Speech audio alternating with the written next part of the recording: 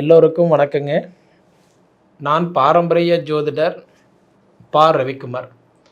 இப்போ நாம் பார்த்துக்கிட்டு இருக்கக்கூடிய ஒரு தலைப்பு அப்படின்னு பார்த்தீங்கன்னா, மே மாதத்துக்கு உண்டான மாத பலன்களை பற்றி தான் இந்த காணொலியில் பார்த்துட்ருக்குறோம். இந்த மே மாதம் கும்பராசியில் பிறந்த உங்களுக்கு எந்த மாதிரியான ஒரு மாற்றங்களை கொடுக்க போகிறார்? பொதுவாக பார்த்தீங்க அப்படின்னா, கும்பராசி சனி பகவானுடைய ராசி, சரிங்களா? அப்போ இந்த கும்ப ராசியில் பிறந்தவங்களுக்கு ஒரு வெள்ளை சட்டையில் பட்ட ஒரு கரும் புள்ளி மாதிரி இருக்கிற ஒரே ஒரு விஷயம் என்னென்னா 7.5 சனி. அது ஒன்று தான் உங்களுக்கு கொஞ்சம் சிரமப்படுத்திகிட்டு இருக்கு. அப்போ அந்த 7.5 சனி மட்டும் இல்லைன்னு வச்சுக்கோங்களேன், கண்டிப்பாக உங்களுக்கு நல்லாயிருக்கும். கடல்லையே தாண்டிட்டீங்க. 6 வருஷமாக 7.5 சனி அனுபவிச்சுட்ருக்குறீங்க. ஒரு மனிதருக்கு 3 ரவுண்டு 7.5 சனி பிடிக்கும். மங்குச்சனி, பொங்குச்சனி, மாரக சனி. அதுதான் ஒரு மனிதனுக்கு 3 ரவுண்டு. மங்குச்சனியாக இருந்தால் மங்குச்சனியில் இது பாத சனி, பொங்குச்சனியாக இருந்தால் பொங்குச்சனியில் இது பாத சனி, மாரகச்சனியாக இருந்தால் மாரகச்சனியில் இது பாதச்சனி. கிட்டத்தட்ட அதாவது பிறக்கும்போது 7.5 சனியாக இருந்தால் ஒரு 27-28க்குள்ளார இது முதல் ரவுண்டு. இடையில பிடிச்சது அப்படின்னா கிட்டத்தட்ட ஒரு 32-33 வயசுனா கூட இது முதல் ரவுண்டு தான், சரிங்களா? ஒரு சிலருக்கு ஃபஸ்ட்டே பிடிச்சிருந்ததுன்னா இது 2வது ரவுண்டு. கிட்டத்தட்ட 30 வயசுக்குள்ளார இருந்தால் முதல் ரவுண்டு, 50 வயசு கிட்டத்தட்ட இருந்தால் 2வது ரவுண்டு, 50 வயசுக்கு மேலே இருக்கிறவங்களுக்கு இது 3வது ரவுண்டு, சரிங்களா? அது இப்போ எடுத்துக்கலாம். அதுக்கு ஒரு சிலருக்கு கொஞ்சம் மாற்றங்கள் மாறுபடும். எல்லாத்துக்கும் ஒரே மாதிரிலாம் வராது இல்லைங்களா? அது மாதிரி. அப்போ இந்த 7.5 சனி முடிகிறதுக்கு ஒரே ஒரு வழி, இன்னொரு 1.5 வருஷம். அந்த 1.5 வருஷம் அப்படிங்கும்போது ஒரு வீட்டிலிருந்து சனி பகவான் ஒரு வீட்டுக்கு மாறுறதுக்கு 2.5 வருஷம் டைம் எடுத்துக்குவார். ஆனால் இந்த வருஷம் பாருங்கள், 2 வருஷம் 4 மாதத்துலேயே மாறுறாரு. 2.5 வருஷம் கிடையாது, 2 வருஷம் 4 மாதத்துலேயே சனி மாறுறாரு. அப்படி பார்த்தா சனி பகவான் வந்து எப்போ மாறினாருன்னு பார்த்தீங்கன்னா 2025 மார்ச் 29 மாறிட்டார். அப்போ 2025 மார்ச்சிலிருந்து 2026 2027 ஜூலை மாதம் கிட்டத்தட்ட சனி பெயர்ச்சி ஆகிறார், சரிக்கிட்டா? அப்போ இந்த உடைய கிட்டத்தட்ட ஒரு 2.25 to 2-4 மாதத்துலேயே இதை மாறுறார். அப்படி இதை மாறக்கூடிய ஒரு தருணம், ஏன்னா கொஞ்சம் முன்னாடியே மாறுறதுனால உங்களுக்கு கொஞ்சம் பெனிஃபிட் பரவாயில்ல தான். இப்படி இருக்கக்கூடிய சனி பகவான் உங்களுக்கு 1000 கஷ்டங்கள் கொடுத்துக்கிட்டு இருந்தாலும், ஆனால் குருவுடைய பார்வை உங்களை ராசி பார்த்துக்கிட்டு இருக்கிறதுனால தான் கொஞ்சம் ஏதோ தலைக்கு வர்றது தலைப்பாக கூட போயிட்டுருக்குது. நிறைய பேர் சொல்லுவாங்க, கும்பராசிக்கு என்னை 7.5 சனி வச்சு வாட்டிக்கிட்டு இருக்கிறாருங்கன்னு சொல்லுவாங்க. ஒரு சிலர் கேட்டிங்கன்னா, என்னால் இருக்கவே முடியலைங்க, இருக்கலாமா பறக்கலாமா வனவாசம் போயிடலாமா செத்து போகலான்றது கூட இருக்குதுங்க, அவ்வளோ கஷ்டம்.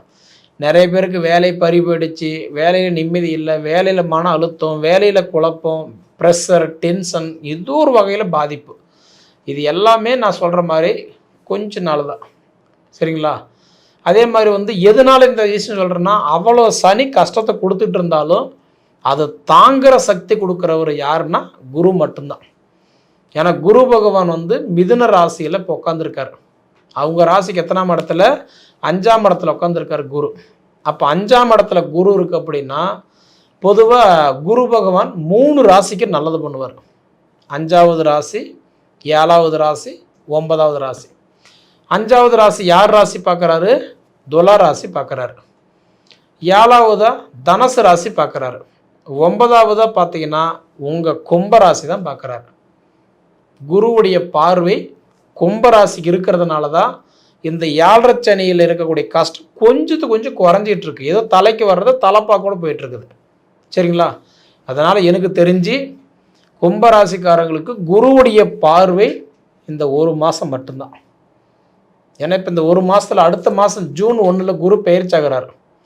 ஜூன் மாதம் 1ஆம் தேதி குரு பகவான் மிதுனத்திலிருந்து கடகத்துக்கு மாறுறார். அப்போ கும்பராசி பார்த்துக்கிட்டு இருந்த குரு பகவான் அடுத்தது மீன ராசி பார்க்க ஆரம்பிச்சிருவார், சரிங்களா? அதாவது உங்களுக்கு அளவுக்கு வயசுக்கு மீறின கடன் இருக்குது, அளவுக்கு மீறின கஷ்டம் இருக்குன்னா உங்களுக்கு கொஞ்சம் சப்போர்ட் பண்ணிட்டு இருந்தவர் தான் அந்த குருன்னு வச்சுக்கோங்களேன். அந்த குருவும் மாறிட்டாருன்னா அப்போ வந்து அந்த குருவுடைய பார்வை உங்களுக்கு இல்லைன்னா சனி இன்னும் கொஞ்சம் கஷ்டம் அதிகமாக கொடுக்க ஆரம்பிச்சிருவான். அப்போ நமக்கு நிறைய ப்ரெஷர் இருக்கும், நிறைய டென்ஷன் இருக்கும், நிறைய குழப்பம் இருக்கும். இந்த மாதிரி நேரத்தில் நம்ம என்ன பண்ணணும், சனி பகவானை நாடி போகணும்.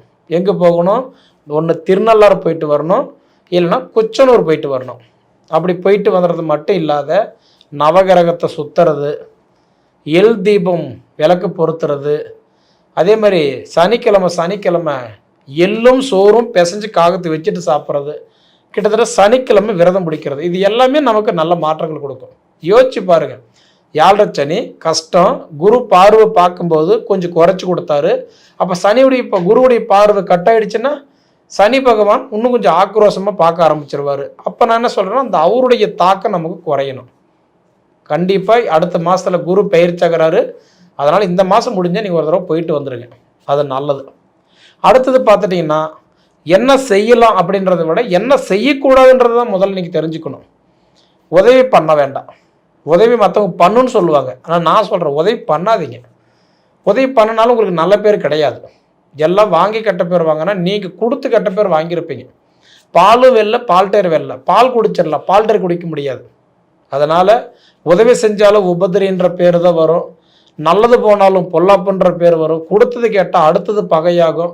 அதனால் எனக்கு தெரிஞ்சு கும்பராசிக்காரங்களுக்கு ஒன்று மட்டும் கற்றுக்கோங்க, சரிங்களா? இந்த காலம் எப்படி தெரியுங்களா, அரகரான்றவன் அவதி வைக்க போகிறதில்ல, இலவுக்கரவன் தாலி இருக்க போகிறதில்ல, சொல்கிறவங்க யாரும் காப்பாற்ற போகிறதில்ல. அதனால் நாம் வாழ்கிற வழி நாம் பார்த்துக்கிட்டா சரி, நம்ம பிள்ளைங்க நம்ம குடும்பத்துக்காக வாழ்ந்தால் சரி. மற்றவங்க கொடுக்கக்கூடிய மதிப்பு மரியாதை தன்னுடைய குடும்பத்தில் கொஞ்சமாவது கொடுத்தீங்கன்னாவே நிச்சயமாக நம்ம வாழ்க்கை பிரைட்டாக இருக்கும், சரிங்களா? அதனால் சனி பகவானுடைய தொல்லை கண்டிப்பாக உங்களுக்கு கொஞ்சம் இருந்தாலும் குரு பகவானுடைய பார்வை இருந்தது. இப்போ அந்த பார்வையும் உங்களுக்கு கட்டாகிறதுனால சனி பகவானுடைய அனுகிரகம் உங்களுக்கு கண்டிப்பாக இருக்கிறது கண்டிப்பாக ரொம்ப ரொம்ப நல்லது. இப்படியாப்பட்ட காலத்தில் வந்து பார்த்தோன்னா, அதாவது லாட்ரி சீட்டு விழுவுமா, அதிர்ஷ்டம் கிடைக்குமா, அதாவதுன்றது புதையல் கிடைக்குமா, எனக்கு ஏதாவது திடீர் வாய்ப்புகள் எதாவது கிடைக்குமா, இந்த மாதிரி விஷயத்தில் கண்டிப்பாக பணம் விரயம் பண்ணுறது வேஸ்ட்டு, செலவு பண்ணுறது வேஸ்ட்டுன்னு சொல்கிறேன், சரிங்களா? இப்படி இருக்கும்போது மாதகிரகம்னு சொல்லக்கூடிய உங்களுக்கு வந்து செவ்வாய் பகவான் பொதுவாக எங்கே இருக்கிறாருன்னா, செவ்வாய் உங்களுக்கு 2ஆம் இடத்துல இருக்கார், தனஸ்தானத்தில் இருக்கிறார். அதனால் தனஸ்தானத்தில் செவ்வாய் இருந்தாலும் அடுத்தது 11ஆம் தேதிக்கு மேலே தனஸ்தானத்தில் இருக்கிற செவ்வாய் தைரியஸ்தானத்துக்கு போயிட்டார் அப்படின்னா சுபகாரியம் நடக்கிறதுக்கு வாய்ப்பு உண்டு. சுபகாரியம் பண்ணால் நம்ம குழந்தைக்கு பெரிய மனுஷன் ஆகிறது, வளகாப்பு திரட்டி, அதாவதுன்றது ஒரு குழந்தை பாக்கியம் இல்லாதவங்களுக்கு குழந்தை பாக்கியத்தை கொடுக்கறது, பொதுவாக இந்த மாதிரி சுபகாரியம் நடக்கிறதுக்கு சான்ஸ் இருக்குது. அசையா சொத்துக்கள் எல்லாம் வாங்குறதுக்கு ஒரு வாய்ப்பு உண்டு. நிச்சயமாக இந்த செவ்வாய் பகவான் தனஸ்தானத்திலிருந்து தைரியஸ்தானத்துக்கு போனார்னா கண்டிப்பாக ஒரு மாற்றங்களை நீங்கள் பார்க்கலாம். ஏன்னா 11ஆம் தேதிக்கு மேலே செவ்வாய் தன் சொந்த வீட்டுக்கே போகிறாரு, அற்புதமான வாய்ப்பு. மங்களக்காரகன் செவ்வாய் தன் சொந்த வீட்டுக்கு போய் அது தைரியஸ்தானத்தில் உட்காரும்போது நிச்சயமாக உங்களுக்கு ஏதோ ஒரு வகையில் சப்போர்ட் பண்ணுவார், சரிங்களா? அடுத்தது பார்த்துட்டிங்க அப்படின்னா, உங்களுக்கு சுக்கிரன் 4 இருக்கிறார். சுக்கிரன் சொந்த வீட்லேயே இருக்கிறார். 14ஆம் தேதி வரைக்கும் சுக்கிரன் தன் சொந்த வீட்டில் இருக்கிறதுனால எப்படி பார்த்தாலும் அந்த சுக்கிரன் தன் சொந்த வீட்டில் இருக்கிற வரைக்கும் உங்களுக்கு மறைமுகமாவது உங்களுக்கு சப்போர்ட் பண்ணுவார். யார் மூலியமாவது உங்களுக்கு ஒரு உதவி கிடைக்கும், சரிங்களா? சிறு குச்சி பல்லு உதவு குத்துன்னு சொல்கிற மாதிரி ஏதாவது ஒரு சின்ன சின்ன விஷயங்கள் நமக்கு கண்டிப்பாக தேவைப்படும். அதனால் எதையுமே கொஞ்சம் அலட்சியப்படுத்தி எடுத்தமோ கமுத்தமான்ற மாதிரி எந்த ஒரு விஷயத்தை செய்யாதீங்க, சரிங்களா? அதே மாதிரி அடுத்தது பார்த்தீங்கன்னா, புதனும் சூரியனும் உங்களுக்கு 3ஆம் இடத்துலையே தைரியஸ்தானத்திலே இருக்கிறதுனால நிச்சயமாக இந்த மாதம் உங்களுக்கு கடன் பிரச்சனை கண்டிப்பாக குறையிறதுக்கு வாய்ப்புண்டு. கடன் பிரச்சனை குறையிறதுக்கு வாய்ப்புண்டு, பிரிஞ்சு குடும்பம் சேர்றதுக்கு வாய்ப்புண்டு, காதல் விவகாரமெல்லாம் தடைகள் விலகிறதுக்கு வாய்ப்புண்டு. நான் பொண்ணு பார்த்துட்டு வந்தேங்க, மாப்பிள்ளை பார்த்துட்டு போனாங்க, எனக்கு ஏதாவது அந்த வகையில் ஏதாவது மாற்றங்கள் நடக்குமா? உங்கள் சுய ஜாதகம் நல்லா இருந்துருச்சுன்னா நிச்சயமாக இந்த மாதம் அது நடக்கிறதுக்கு வாய்ப்புண்டு. நான் ஒருத்தர் லவ் பண்ணிட்டு இருந்தேங்க, அதனால் இப்போ வில்லைங்கமாய் பேசிக்கிறது இல்லை, எனக்கு எதாவது செட் ஆகுமான்னா கண்டிப்பாக இந்த சூரியன் புதன் ஒன்றா, புதன் ஆதித்ய யோகத்தில் அது தைரியஸ்தானத்தில் இருக்கிற வாய்ப்பு ஒரு அற்புதமான வாய்ப்பு. முடிஞ்ச வரைக்கும் நான் என்ன கேட்குறேன்னா, 15ஆம் தேதிக்குள்ளார உங்களுக்கு ஒரு நல்ல செய்திகள் கண்டிப்பாக உங்கள் காதுக்கு வரும். முயற்சி எடுங்க, எதுவுமே முயற்சி எடுத்தால் தான் வெற்றி கிடைக்கும், சரிங்களா? அதனால் உங்களுக்கு இருக்கிற ஒரே ஒரு பிரச்சனை, இந்த கும்பராசிக்கு பாதசனி மட்டும்தான் இருக்கிறத தவிர அதை தாண்டி மற்ற கிரகங்கள் எல்லாமே உங்களுக்கு ஃபேவராக தான் இருக்குதுங்க, சரிங்களா? அதனால் எப்படி பார்த்தாலும் முயற்சி எடுங்க. தொழில் மாற்றங்கள் ஏற்படும், வேலை பறிபோனவங்களுக்கு வேலை வாய்ப்புகள் கண்டிப்பாக கிடைக்கும். அதாவது ஹெல்த்துக்கு சம்மந்தப்பட்ட ட்ரீட்மெண்ட்டு சம்மந்தப்பட்ட விஷயங்கள் எதாவது பார்த்துக்கிட்டு இருந்தீங்கன்னா கண்டிப்பாக உங்களுக்கு அதிலெல்லாம் சில மாற்றங்கள் இந்த மாதம் நீங்கள் பார்க்கலாம். அனுபவித்து பார்த்து சொல்லுங்கள். நன்றி.